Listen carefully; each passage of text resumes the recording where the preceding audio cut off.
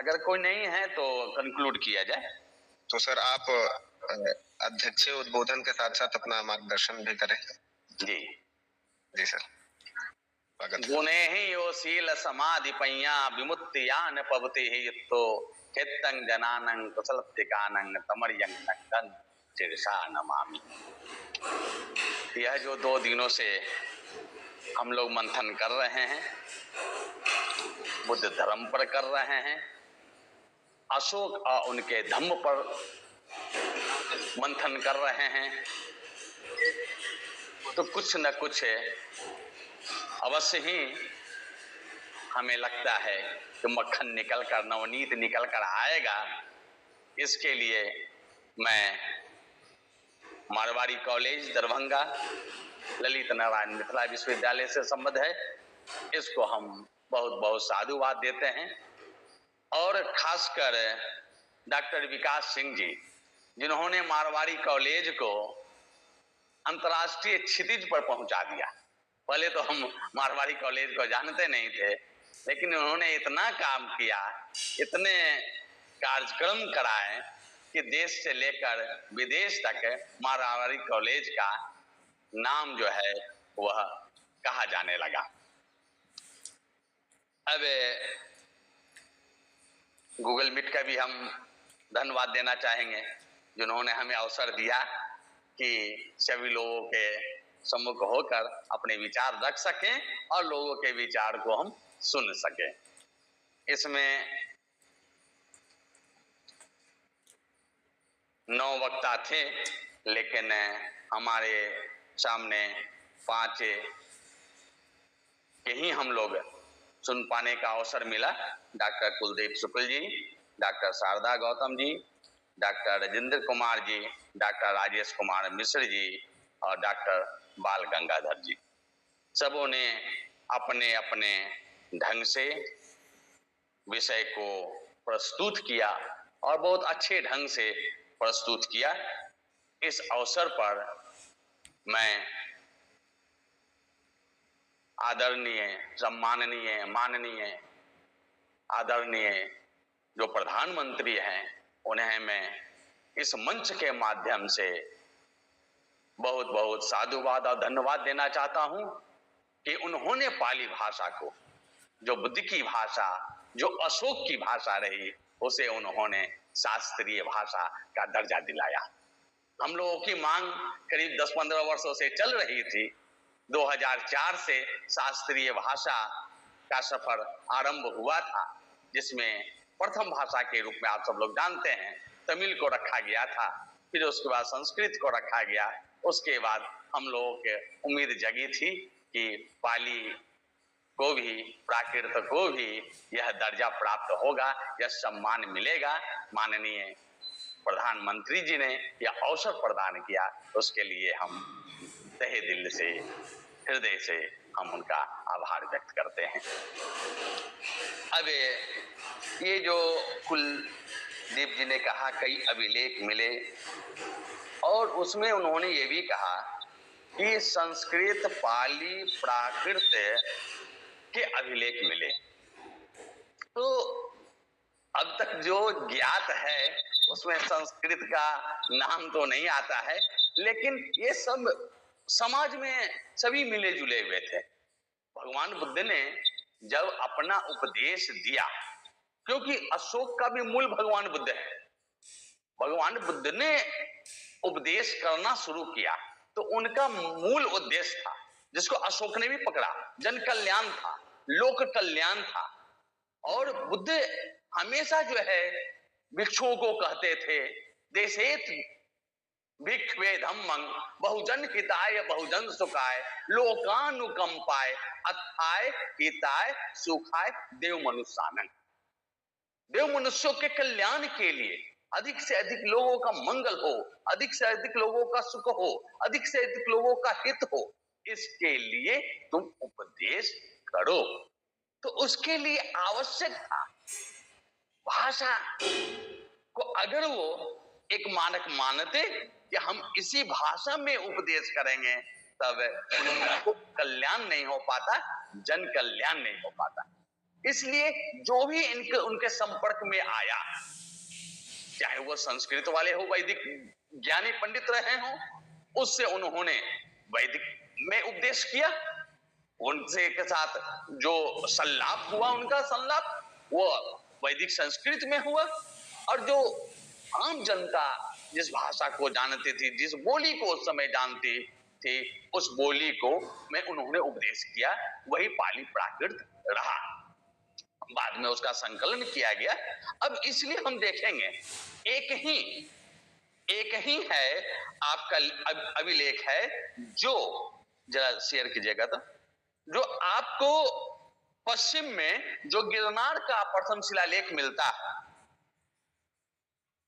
इयं धम्म लिपि देवानंग प्रियेन प्रिय दशना राइया लेखा पिता इध न किंची जीवं आरभित्या अजुहितव्यम न च समाजे कर्तव्यो बहुकं ही दोषं समाजम ही पसति देवानंग प्रियो प्रियदसी राजा अस्ति पितु एकचा समाजा साधुमता देवानंग प्रियस्य प्रियदसिनो राइयो पुरा महान समहि देवानंग प्रियस्य प्रियदसिनो राइयो अनुदिवसं बहुनी प्राण सत्य सहस्राणि आर्विषु सुपाहाय से अजय यदा अयं धम्म लिपि लिखिताति एव प्राणा आर्भरे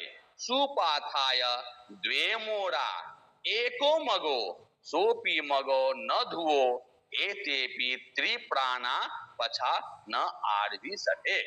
ये पश्चिम के अभिलेख है गिरनार का प्रथम। फिर इसी बात को ख दिखाइए, जौगढ़ में उसी लेख का दूसरा पाठ है, उसका कंटेंट बिल्कुल वही है, वो पश्चिम में है। ये आपके पूर्व वाला दिखाइए, पश्चिम हटा दी, पूर्व वाला दिखाइए। अब जो पूर्व का जो है, तो पश्चिम, वहां तो पश्चिम दिख रहा है, अच्छा यहाँ पूर्व दिख, तो वो कहां दिखेंगे, वो तो पश्चिम दिख रहा है।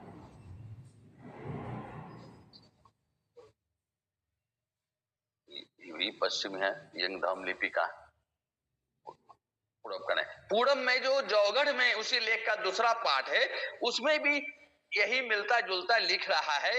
यंगधाम लिपि ख पिगलसी पवतसी देवानंग पियन लाजना लिखा पिता इद नो, थोड़ा सा उसमें अंतर है, पूरब का है, थोड़ा सा अंतर है। पूरा मैं यहाँ पढ़ना नहीं चाहूंगा, समय का अपनी मर्यादा है। और तीसरा जो है मनसेहरा में मिला है, उसी लेख का तीसरा पाठ है जो उत्तर का है, यानी एक। तो अब देखें, एक पूरब में है, एक पश्चिम में है, एक उत्तर में, सेम कंटेंट है, एक ही लेख है, लेकिन उसको भाषा का अलग अलग दे दिया गया ताकि वहां की जनता मेरी बातों को समझ सके। अब इसको हटा, मेरी बातों को समझ सके, मेरी बातों को वह पढ़ सके और उसे अपने जीवन में उसका आचरण कर सके। इस यानी इसलिए ये कहना कि भाई ये संस्कृत में, इसलिए अब ये प्राकृत एक नाम दे दिया गया, क्योंकि ज्यादा तो इसका जो संबंध है वो आम जनता से था, इसलिए प्राकृत में इसको कह दिया गया। प्राकृत में इसकी ज्यादा जो है, प्राकृत माने प्रकृति की भाषा, प्राकृत में भी एक है नहीं। आप पाली भी ओल्डेस्ट प्राकृत है, आप सौर सैनी कर दे, मागधी दे दे, अर्धमागधी दे दे, पैसाची दे दे, सभी प्राकृत है, अलग अलग अपना है। तो इस तरह का ये हुआ। अब राजा अशोक का, अब देखें राजा अशोक का, अब प्राचीन इतिहास में चले या अब तक का इतिहास देखें, तो अगर कोई ग्रेट किंग कहा जाता है, महान राजा कहा जाता है, महान सम्राट कहा जाता है, तो अशोक का ही नाम आता है, महान अशोक। और किसी भी राजा के आगे महान शब्द नहीं जोड़ा गया। तो महान जो, इतना बड़ा महानता क्यों आई? महानता आने के पीछे जो कारण था, लोक कल्याण था। महान उसी को कहता है जो आम जनता जो है पूरा समाज जो है कि कल्याण के लिए करे और समाज उसको महान करे। तलवार के बल पर महानता आप नहीं ले सकते, क्योंकि जो बाद का जो परीक्षण करता है, जो इतिहासकार जो है वो अपना मूल्यांकन करता है, तो वह इसी आधार पर करता है कि आप राजा हैं तो राजा का कर्तव्य बनता है कि आप समाज के लिए आप कितना सुखदायक काम, लोक कल्याणक काम कर रहे हैं। तो इनका जो है, अब यह भी आप पढ़े होंगे कि राजा के अशोक के 101 ये लोग भाई थे, 99 जो है सौतेले भाई को मार दिए। तो आप ये सोच सकते हैं कि राजा अशोक कितना क्रूर रहे होंगे आरंभ में। और फिर एक जो भाई रहे वो आपके तिस, वह उसको राजा भी उनको बना दिया गया था, बाद में उनका लड़का भिक्षु भी बना। और अब एक देखें कि महापरिनिर्वाण के 218 वर्ष बाद इनका राज्याभिषेक, भगवान बुद्ध के महापरिनिर्वाण के 218 वर्ष बाद इनका राज्याभिषेक होता है। अब राज्याभिषेक के जो कलिंग को आप लोग इतिहास हम नहीं यहाँ पर जाना चाहेंगे, आप लोग खुद सुबुद्ध हैं। तो अब केवल 4 वर्ष बीतता है राज्याभिषेक का, और 4 वर्ष के बीच में यह घटना घटती है। अचानक इनका दिल परिवर्तन होता है और बुद्ध के संपर्क में आते हैं, और जो चंडाशोक के नाम से इनको जाना जाता है वह धम्माशोक हो जाते हैं। ये महावंश में लिखा है कि चंडाशोको तीयाइथ पुरे पापे ने कम्मुना, यानी जो कभी अपने पाप कर्मों के कारण लोक में चंडाशोक नाम से कुख्यात था। आगे क्या, धम्माशोको तीयाइथ पच्छा पुण्य निकम्मना। अब ये जो है अपने सत्कर्मों के कारण वही आज धर्माशोक नाम से सुआख्यात हो गया। तो ये कर्मों का फल है। जैसे ही उन्होंने बुद्ध के संपर्क में आया, बौद्ध धर्म को जाना, लोक कल्याण को जाना, इनका दिल परिवर्तन होता है और ये जो है लोक कल्याण के लिए वो काम करना वो आरंभ करते हैं। तृतीय संगति की चर्चा हमारे विद्वान वक्ता ने किया था कि अब ये जो तृतीय संगति हुई तो बुद्ध का क्या धर्म है। ये आप प्रथम संगति हुई राजगृह में, द्वितीय संगति हुई वैशाली में, तो द्वितीय संगति के बाद फिर कोई संगति नहीं हुई थी। 118 वर्ष बीत गए थे। तो 118 वर्षों के बाद जो है ये लगा कि अभी तक संगति नहीं हुई है और बुद्ध धर्म कहाँ है, क्या है, कैसे है, कहीं लोप ना हो जाए, इसके लिए फिर तृतीय संगति, तृतीय संगति जो है पाटलिपुत्र में की जाती है।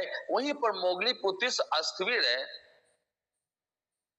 ने राजा ने इतना ज्यादा प्रभावित हुए बुद्ध धर्म से, तो वो कहे कि हम बुद्ध धर्म के लिए क्या करें, हम किस तरह से बुद्ध धर्म का उत्तराधिकारी बने। तो मोगलीपुत्र तीर्थेर कहते हैं, यो तू पुत्तंग धीतरंग व बज्जा पेशी शासने सो शासनस दायादो होती नो दायको अपि।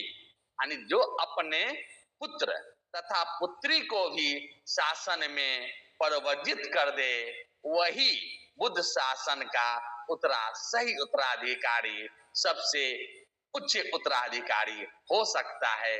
अन्य महादानी भी दायाद नहीं कहला सकता, उतना बड़ा उत्तराधिकारी नहीं कहला सकता। और इसी वचन के बाद राजा अशोक अपने पुत्र महेंद्र को और पुत्री संघमित्रा को परिवर्जित कर देते हैं। उस समय महेंद्र की आयु 20 वर्ष थी और संघमित्रा की आयु 18 वर्ष की थी। यह जो राज्याभिषेक के 6वें वर्ष में हो रहा है, ऐसा नहीं कि बहुत लंबा काल है, 6वें वर्ष में ये दोनों परिवर्जित होते हैं और तृतीय संगति परिवर्जित तो हो जाते हैं। तृतीय संगति इनके शासन के 17वें वर्ष में होती है, यानी उतने समय तक, यानी 6 से 17 यानी 11 वर्षों तक महेंद्र और संघमित्रा भारत में रहकर जो है अब जो इनके आचार्य थे मोगलीपुत्र थे, उनसे आप पूर्ण रूप से वो बौद्ध विद्या सीखते हैं। और उसके बाद जो तृतीय संगीति होती है, तो तृतीय संगीति में हम लोग जानते हैं कि धम्म के प्रचार प्रसार के लिए राजा अशोक ने भिक्षुओं को 9 स्थानों पर भेजा था।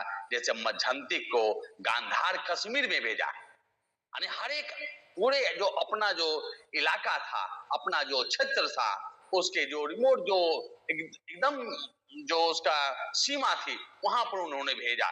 मध्यंती को गांधार कश्मीर में भेजा, महादेव को महिष मंडल जिसको खानदेश कहते हैं वहां भेजा, रक्षित को वनवास मैसूर में भेजा, धम्म रक्षित को अपरंतक महाराष्ट्र का जो सूरत वाला इलाका है वहां भेजा, महाधम्म रक्षित को बाकी जो शेष जो अवशिष्ट महाराष्ट्र थे वहां भेजा, महारक्षित को यवन में यानी जो ग्रीक के इलाके में जो कुछ है जो प्रदेश थे यानी नॉर्थ वेस्ट में वहां भेजा, मध्यम को हिमवंत प्रदेश यानी हिमालय की इलाका में भेजा, सोन और उत्तर ये 2 भिक्षु थे, उनको स्वर्ण भूमि भेजा। स्वर्ण भूमि यानी जिसको म्यांमार आजकल कहते हैं, म्यांमार में भेजा। और लंका द्वीप में उन्होंने महामहेंद्र के साथ 4 और भिक्षुओं को भेजा, इत्ये उत्ये संबल भद्रसाल। बाद में बोधि वृक्ष लेकर वो संघमित्रा भी जाती है। इस तरह से कहा गया ना, महामहिंद्र थे रंग तंग थे रंग इत्ये मुत्तियंग संबलंग बदसालंग च सके सद्धि बिहारी के।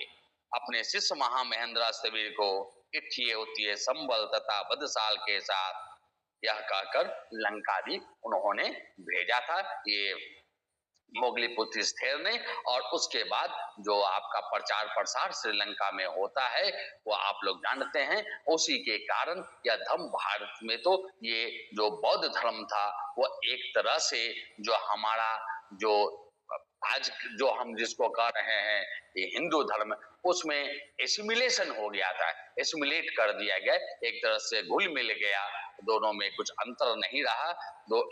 अब लेकिन बाद में जो आज फिर हम लोग बाद में जो बौद्ध धर्म के फिर जो वापस आता है उसमें हम इसके जो आप लोगों ने कहा कि जेम्स प्रिंसप का उन्होंने खुदाई कराया, उन्होंने हमारे कल्याण के लिए खुदाई नहीं करवाया, उन्होंने किस तरह से इस संस्कृति को भारतीय संस्कृति पर भारतीय पर हम भारतीयों पर हम कैसे साम्राज्य कर सके, इसके लिए इन्होंने इसके ग्रंथों को, क्योंकि यह हिल नहीं रहा था भारतीय लोग, तो उन्होंने उसको हिलाने के लिए, उसको झकझोर करने के लिए इसकी संस्कृति को जानना शुरू किया ताकि संस्कृति पर उसको चोट पहुंचाया जा सके।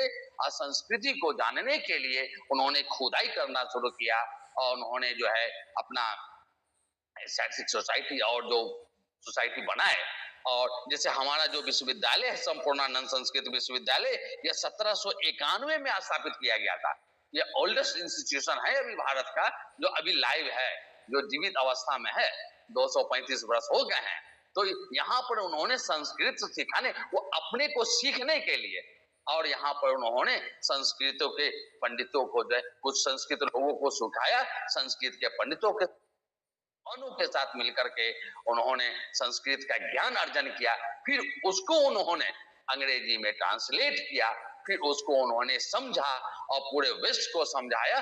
और उससे प्रयास हुआ कि किस तरह से जो है भारतीय को जो है मनोभावों को उसको ये किया जाए,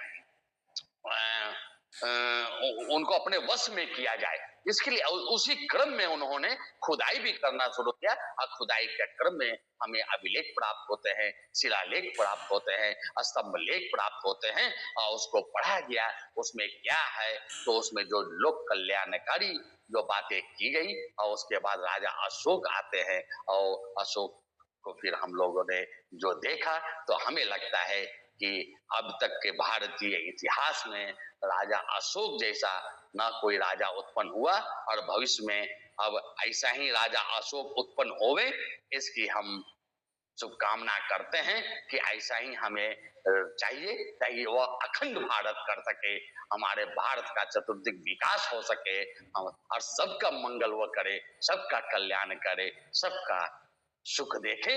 और अंत में इन बातों के साथ कि भवतु सब मंगलं रखन्तु सब देवता, सब बुद्धानुभावेन, सब धम्मानुभावेन, सब संघानुभावेन सदा स्वस्ति भवन्तु ते।